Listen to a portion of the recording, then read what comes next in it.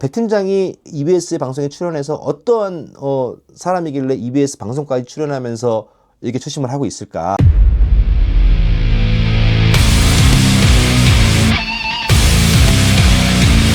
해보면서 얻어낸 결론은 결국에는 돈은 사람이 준다라는 거예요. 안녕하십니까. 채권 추심하는 백박사TV의 백우현 팀장입니다. 오늘은 주말입니다. 주말에도 이렇게 저를 믿고 찾아주시는 우리 채권자들 너무나 많으신데요. 이 자리를 빌어서 정말 감사한 말씀을 다시 한번 드리고 싶습니다.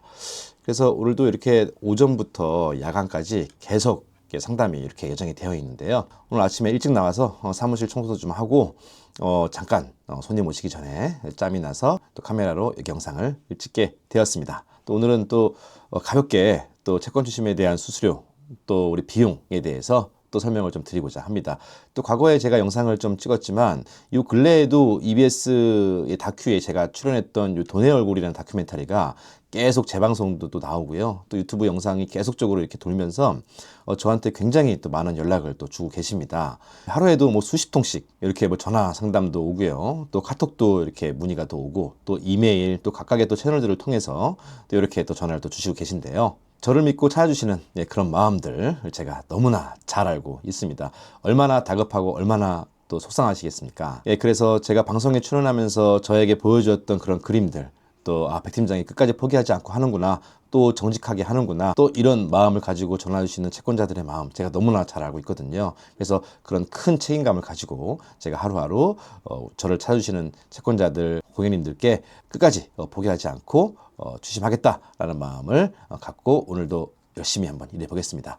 근데 아직까지도 저한테 추심 의뢰하실 때 가장 궁금해 하시는 내용들, 당연히 추심에 대한 성공도 중요하지만 이 계약 조건, 이 추심에 대한 수수료 이런 것들이 가장 중요한데요. 그래서 오늘은 또 저한테 추심 의뢰하실 때 채권자가 부담해야 될 비용이 또 있는 건지, 또 어떨 때 또 수수료가 또 발생하는지, 이 채권 추심에 대한 수수료와 비용에 대해서 또 간략하게 정리해 드리는 시간을 좀 갖고자 합니다.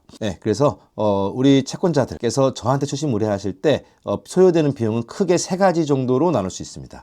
이 첫 번째는 성공 수수료 있습니다. 성공 수수료는 말 그대로 성공했을 때 저희 회사에 주는 수수료를 의미합니다. 이 성공 수수료는 담당자마다 또 회사마다 조금씩 대동소이합니다. 근데 대부분 통상적으로 20% 선에서 많이 계약이 되긴 합니다. 근데 채권 금액이 뭐 5억, 10억 이렇게 고액 채권들은 또 20% 밑으로 계약되기도 하고요. 또 채권 금액이 법적으로 3천만 원 밑에 금액은 소액이거든요. 이 소액 채권의 경우에는 30%, 40% 이렇게 계약되기도 합니다. 또 채권 발생된 기간별로 또 수수료가 또 차등 적용되는데요. 보통 채권이 발생한 이유, 그러니까 뭐 공정증서를 작성하였다거나 판결문 확보한 이후에 1년이 안 된 채권들은 채권 금액이 소액이더라도 또 채권 금액이 고액이더라도 채권을 좀 저렴하게 조율해서 계약할 수 있습니다. 왜냐하면 채무자는 채권이 발생된 이후에 골든타임이라는 게 존재하는데요. 보통 제가 생각하는 골든타이밍은 채권 발생 이후에 3개월입니다. 그래서 3개월이 넘어가게 되면 채무자가 다 대비도 해놓고 또 추심을 하기 매우 어려운 상황으로 되어 있는데요. 그래서 채권 발생되고 1년이 안 된 채권은 한 20%, 또 채권 발생되고 1년부터 3년까지는 한 30%, 3년이 넘어가는 이런 장기 채권 같은 경우에는 30% 이상의 계약이 된다라고 생각을 하셔야 되고요. 고객님들께서 저한테 문의 주실 때 채권 금액이 크니까 좀 저렴하게 해주시면 안 되겠습니까? 이런 문의들을 많이 주세요. 근데 뭐 채권 발생한 지 뭐 5년, 10년 이렇게 장기 채권 같은 경우에는 채무자도 이미 다 대비를 해놓은 경우들이 너무나 많고요. 제가 실질적으로 방문을 많이 하고 계속적으로 추적하고 한다고 하더라도 저 같은 경우에는 초반에 들어가는 착수금을 안 받기 때문에 기회비용들이 너무나 발생 많이 합니다. 그래서 채권 금액이 아무리 크더라도 또 아무리 작더라도 채권 발생된 이후의 시간이 1년 이상 된 1년이 넘은 채권들 같은 경우에는 수수료가 20% 이상이 발생할 수 있다. 이렇게 생각을 하시면 될 것 같습니다. 두 번째는 조사비용이 있습니다. 조사비용. 뭐 타 신용정보회사도 마찬가지고 뭐 저도 마찬가지고요. 이 조사 비용은 받는 사람이 있고 안 받는 사람이 있습니다. 근데 저는 처음에 계약할 때 들어가는 뭐 착수금, 조사 비용 저는 절대 받지 않겠다고 약속드렸기 때문에 저는 계약 동시에 또 추심 계약한 동시에 조사 비용 착수금은 받지 않습니다. 모 신용정보회사는 조사하는데 30만 원을 계약금으로 넣어야지만 추심 진행이 되고 이렇게 계약 조건들이 있거든요. 많게는 100만 원, 200만 원씩도 조사 비용을 받는 분들을 제가 봤는데 저는 단 1원도 조사 비용을 받지 않습니다. 그래서 저는 성공했을 때 성공 수수료가 제 수익이 된다라고 생각하시면 됩니다. 그리고 세 번째는 법조치 비용 있습니다. 이 법조치 비용이란 거는 우리 신용정보회사에서는 변호사 법 때문에 신용정보회사에서 자체적으로 법 진행을 하지 않습니다. 대부분의 신용정보회사는 다 법무사와 변호사와 다 자체적으로 계약이 되어 있는데요. 그렇게 추가적으로 법조치를 진행할 때는 계약되어 있는 법무사를 통해서 하게 되는데요. 그때 들어가는 법조치 비용은 채권자가 먼저 부담을 하게 돼 있고요. 저희 회사에 주는 건 아니고 저희 회사와 계약되어 있는 법무사한테 지불하게 되고요. 나중에 회수할 때 채무자에게 들어갔던 법비용도 저희가 함께 회수를 하게 되고요. 그때 회수했던 법비용에 대해서는 제가 회수를 한다고 하더라도 약정된 성공수수료는 붙이지 않습니다. 그러니까 결론은 저는 회수된 금액의 원금 플러스 이자분에 대한 것만 성공수수료를 청구하게 되고요.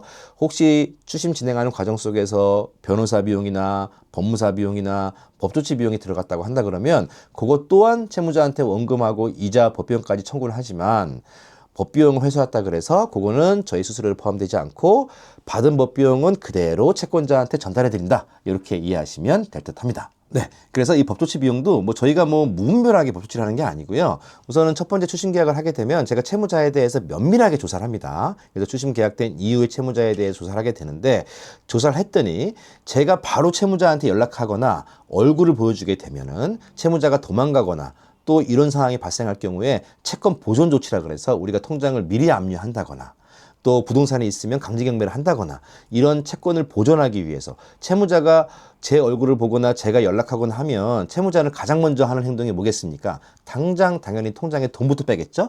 재산이 있으면 다른 명의로 돌려놓거나 처분하라고 할 거 아닙니까? 그래서 추심계약된 이후에 조사를 해서 혹시 채권 보존이 시급하다고 하면 채무자 접촉하기 전에 채권자와 빠르게 상의해서 법조치를 빨리 할 수 있다. 이렇게 생각하시면 되고요. 또 반대로 얘기하면 채무자가 변제할 여력도 없고 빚이 너무 많고 하는 상황인데 저희가 무분별하게 법조치를 하지 않습니다. 이 법조치에 대한 부분들은 항상 채권자와 상의해서 진행하게 되는 거고요. 굳이 채무자한테 의미 없는 법조치를 해서 우리가 저희 회사랑 계약되어 있는 법무사나 변호사 굳이 배불러 줄 필요는 없지 않습니까? 이 채권 추심의 가장 중요한 거는 효율성이 가장 중요하기 때문에 채권자 주머니에서 돈을 많이 쓰지 않고 제 몸으로 뛰어서 또 말로 심리적으로 압박해서 받아내는 것이 가장 베스트하거든요. 그래야지만 채권자도 비용을 좀 아낄 수 있고 저도 마음 편히 채권 추심을 할 수 있기 때문에 법 조치할 때는 꼭 해야 되는 상황에만 진행한다. 또 진행할 때도 제가 우겨서 진행하는 게 아니고 채권자한테 충분한 설명을 드리고 채권자가 이해를 하고 채권자가 승낙을 하면 그때 법조치를 진행할 수 있다. 이렇게 정리하면 되겠습니다. 그래서 마지막으로 종합적으로 정리해보면 저한테 채권 추심을 의뢰하게 되면 첫 번째 조사비용 착수금 저는 절대 받지 않는다. 라고 다시 한번 약속드리고요. 두 번째는 성공수수료 있습니다. 성공수수료는 채권별로 또 금액별로 또 채무자의 상황별로 차등 적용되지만 보통은 20에서 30% 선에서 잘 계약을 하면 된다라고 보시면 되고요. 채권 금액이 고액일 경우에는 20% 밑으로 다운되기도 하지만 채권 금액이 3천만 원 미만인 소액일 경우에는 30% 이상도 받을 수 있고요. 또 채권 발생한 기간 또 1년 이내의 건들은 채권 금액이 아무리 작다고 하더라도 20%에 계약하기도 하고 또 채권 금액이 아주 클 경우인데 1년이 안 됐다 그러면 10% 미만에도 계약하는 건수가 있을 수도 있지만 또 채권 발생 기간이 1년이 넘어가거나 또 3년이 넘어가는 아주 장기 채권 같은 경우에는 채권 금액이 아무리 크다고 하더라도 30%, 40%에 계약할 수도 있고요. 또 소액 채권 같은 경우에는 40%, 50%에도 계약할 수 있으니까 이 계약 조건들은 전화상으로 상담하는 게 아니고요. 실제로 저희 사무실에 오셔서 제가 채권자를 만나고 같이 서류도 좀 보고 채무자가 어떤 사람인지 저쪽 물어도 보고 그래서 잘 조율해서 담당자와 조율해서 정하면 된다. 이렇게 설명드리면 될 것 같고요. 이 추심이라는 것을 꼭 저한테만 의뢰하시라고 말씀드리는 건 아닙니다. 제가 누누이 말씀드렸다시피 채권 추심의 의뢰를 마트에서 수박 사듯이 이렇게 두드려보고 살 수 있는 건 아니고요. 담당자를 여러 부류의 담당자들을 많이 만나보고 그 담당자를 만나보게 되면 그 담당자 나름대로의 장점이 있지 않을 거 아닙니까? 그 장점들을 잘 메모해 두셨다가 우리 채권자와 잘 어울리는 담당자를 선택하시고 그 선택한 담당자랑 또 대면 미팅도 하셔서 계약적인 내용들, 계약 조건들 너무나 중요하지 않습니까? 계약 조건들을 잘 조율하셔서 계약을 하고요. 계약된 이후에 기본 계약 기간은 1년이기 때문에 1년 동안은 그 담당자를 믿고 잘 끌어가시면 될 것 같습니다. 앞전에 말씀드렸다시피 이 채권 추심이라는 것은 어찌됐든 채권자와 이 담당자 저와의 동업계약이다라고 생각하고 하셔야 됩니다. 이 추심 계약한 이후에 담당자가 알아서 해주겠지 하고 그냥 던져버린다거나 그러시면 안 되고요. 끊임없이 담당자랑 소통하면서 내 채권이 잘 진행이 되고 있는지 또 채권자 입장에서 또 담당자를 협조해 줄 일이 어떤 게 있는지 같이 끊임없이 고민하고 소통하면서 진행해야 되는 내용이기 때문에 혹여나 저희 사무실에 오셨을 때 제가 단호하게 추심 계약을 거절할 수도 있다라는 부분들은 좀 감안을 하셔서 오시면 될 것 같고요. 저희 사무실에 왔을 때 충분히 채권자 혼자서 할 수 있는 일이라 그러면 또 상세하게 또 설명드리고 혼자 해보시다가 안 되시면 그때 저한테 오세요라고 제가 말씀드리기도 하거든요. 그래서 상담하는데 돈이 들어가지 않으니까 편하게 저희 사무실로 오셔서 추심은 이렇게 계약하는 거고 조건이 이렇게 되고 몇 명의 부류들을 만나보고 종합적으로 딱 자기한테 어울리는 담당자 선택해서 진행하시면 될 듯 합니다. 네, 그래서 제가 뭐 EBS 방송에 나왔다 그래서 제가 우리 채권자들한테 뭐 특별한 대우를 받으려고 하는 건 아닙니다. 다만 실질적으로 추심이라는 것들이 채권자와 담당자와의 끈끈한 신뢰가 중요한데 이 신뢰를 바탕으로 저도 추심 계약을 해서 돈도 좀 많이 벌고요. 채권자도 이 억울하고 이 너무나 소중한 돈 피해 회복해서 서로가 좋은 마무리를 하는 게 저의 목적이니까요. 네, 그래서 우리 채권자들이 우리 EBS 다큐 돈의 얼굴에서 나오는 저의 모습들, 그 모습을 좋아하셔서 저한테 오시는 분들이 너무나 많거든요. 그때 느끼셨던 그 감정 그대로 제가 채권 추심 진행하는 과정 속에서도 보여드릴 준비가 되어 있고 그렇게 업무를 하고 있으니까요. 언제나 저희 상담에 대한 채널을 언제나 문은 열려 있습니다.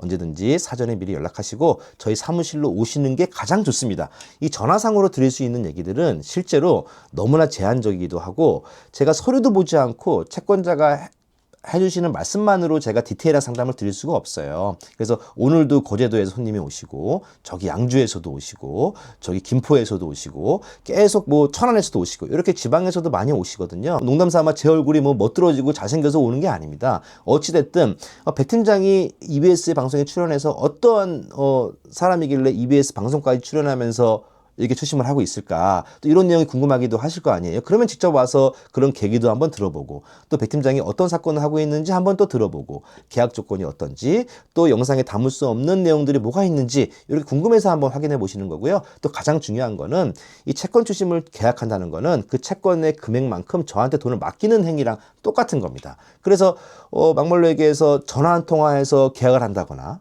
뭐 이메일로 계약한다거나 어떻게 나의 소중한 채권을 대신해서 받아주는 사람 얼굴도 한번 안 보고 사무실도 한 번도 안 와보고 어떻게 계약을 할 수 있겠습니까? 그래서 실제로 해외에서도 오시고 저기 부산, 여수, 오늘 또 오시는 거제도 이렇게 멀리서 오시는 분들이 그분들이 바보라서 오시는 게 아니고요. 내 채권을 그만큼 소중하게 생각하기 때문에 오시는 겁니다. 네, 오늘도 주말이고 이제는 뭐 진짜 이제 여름으로 다가오고 있습니다. 이제 지금은 이게 긴팔 입었는데도 밖에 나가면 태양이 뜨겁고 그런데요. 어쨌든 다가오는 여름 잘 대비한다는 의미로 우리가 여름휴가 가기 전에 우리 가지고 있는 채권들 야무지게 한번 회수 한번 해보자 이런 좋은 마음으로 저한테 한번 찾아와 주신다면 제가 아는 범위 내에서 성실하게 또 설명도 드리고 또 제가 또 우리 채권자와 같이 호흡할 수 있는 건이 있으면 또 계약해서 같이 위민할 수 있는 기회를 많이 만들었으면 좋겠습니다. 또 제 영상 이렇게 보시고 그냥 지나치지 마시고요. 뭐 좋아요도 한번 눌러주시고 구독도 한번 해주시고 또 궁금한 점이나 또 저 개인적으로 또 저한테 하고 싶은 말씀 편하게 댓글 남겨주시면 저한테 큰 힘이 됩니다. 그래서 이 영상 보시는 우리 채권자들, 고객님들 꼭 구독과 좋아요 눌러주시고 또 가까운 시일 안에 좋은 내용들로 제가 다시 한번 찾아뵙도록 하겠습니다. 그럼 오늘도 먼저 들어가 보겠습니다. 감사합니다. 화이팅!